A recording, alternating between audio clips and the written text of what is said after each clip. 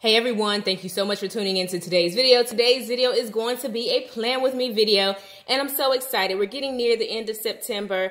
The year is coming upon the holidays and things like that, and I'm so excited with what October has in store.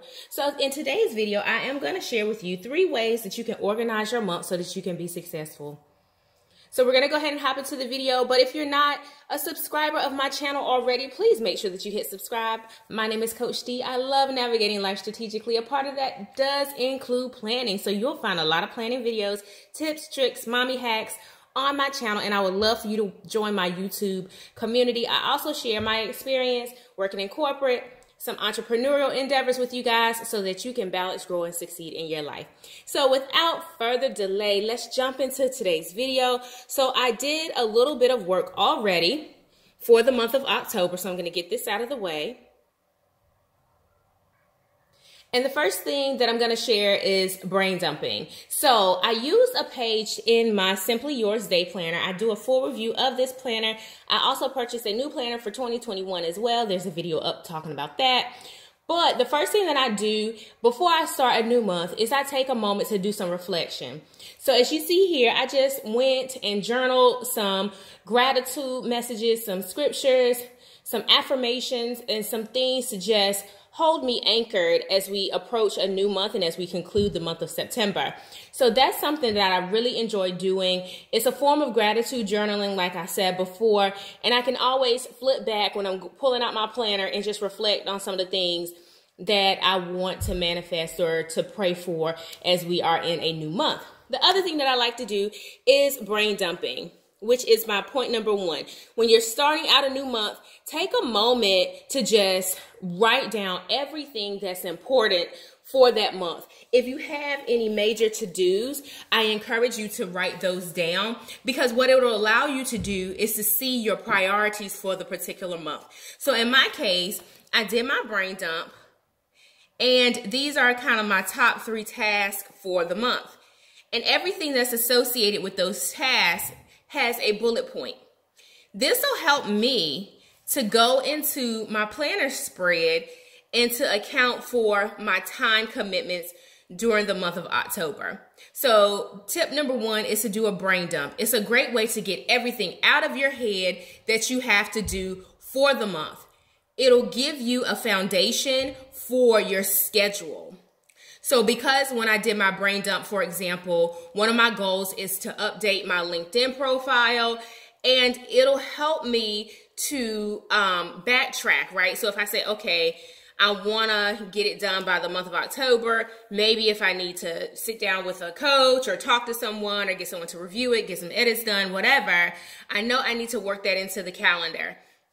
The other thing is you can look at your kids' activities. If your kid has, a special virtual performance, or if they're playing a sport or something like that, you can write that down as your idea, kids activity or soccer, and then everything that's associated with soccer. If you're on snack duty, if you have to pick up a neighbor's kid, or if you need to ensure equipment is being maintained and washed.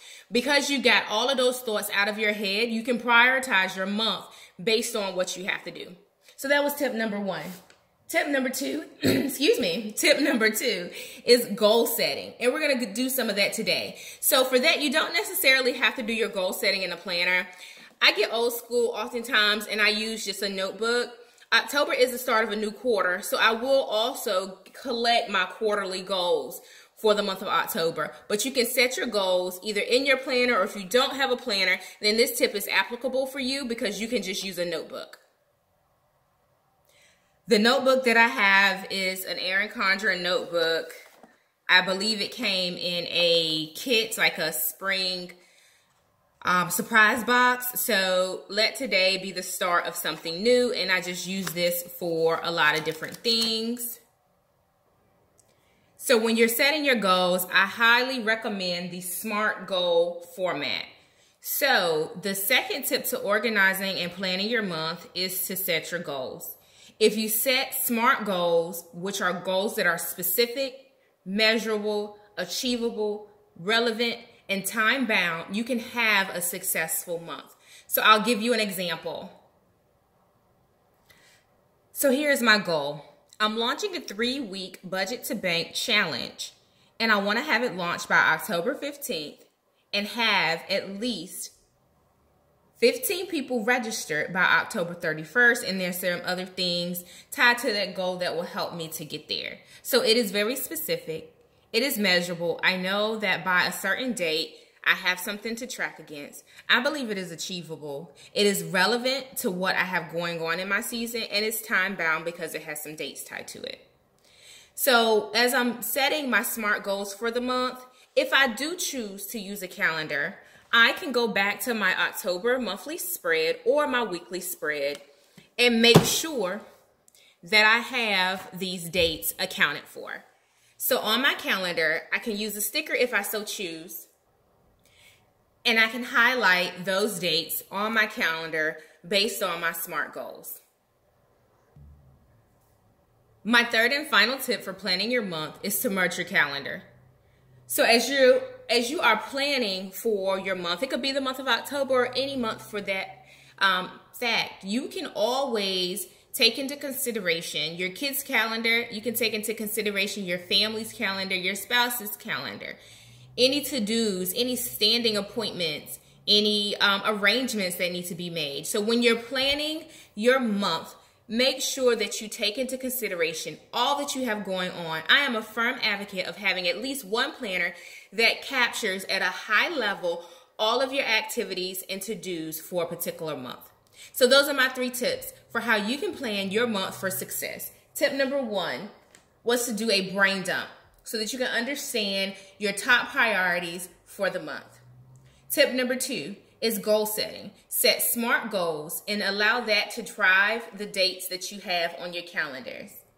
Tip number 3 is to consider all of your appointments, everything that impacts your personal life when you are planning. You don't have to use all of these tips together. Perhaps if you prefer just doing a brain dump, you can do a brain dump and then you can go back and highlight. You can use a highlighter for each week of the month and just highlight and color code the activities that are going to be associated with certain weeks. You don't have to go into a monthly spread if that's going to be helpful for you. We all process things differently, and our planner method should be a good fit to our personality, our preference, and our time commitments.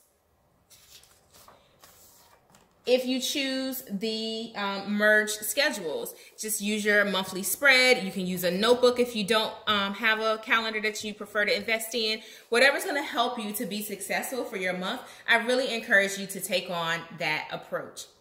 If you like this video, please give it a thumbs up. Also hit subscribe. I would love to welcome you to my YouTube family. Bye for now.